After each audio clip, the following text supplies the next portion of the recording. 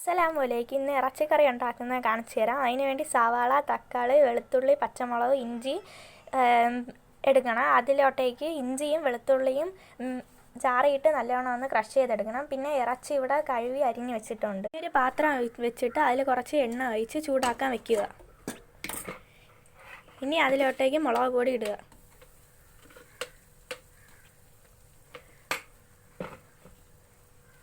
ഇനി കുറച്ച് മല്ലിപ്പൊടിയും കൂടി ഇട്ട് കൊടുക്കുക.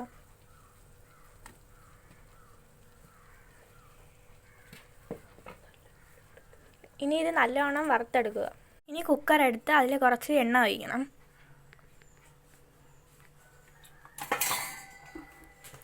എണ്ണ ഒഴിച്ചതിന് ശേഷം സവാള, തക്കാളി, വെളുത്തുള്ളി, ഇഞ്ചി, പച്ചമുളക് ഇതെല്ലാം കൂടി ഇത് മാറുന്ന വരെ ഒന്ന് വശക്കിയെടുക്കണം.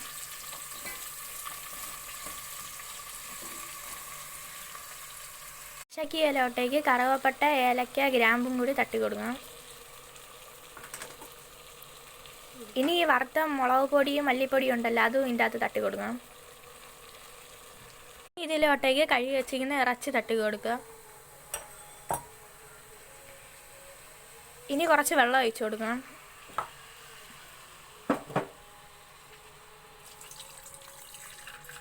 ഇതിലോട്ടേക്ക് കുറച്ച് ഉപ്പ് ആഡ് ചെയ്തിട്ട് നല്ലോണം മിക്സ് ചെയ്ത് അടച്ചു വെക്കുക. ഇതെല്ലാം ഇപ്പോൾ മിക്സ് ചെയ്തിട്ടുണ്ട്. ഇനി കുറച്ച് നേരം അടച്ചു വെച്ചൊന്ന് വേവിക്കണം. ഇറച്ചി കറി റെഡി ആയിട്ടുണ്ട്.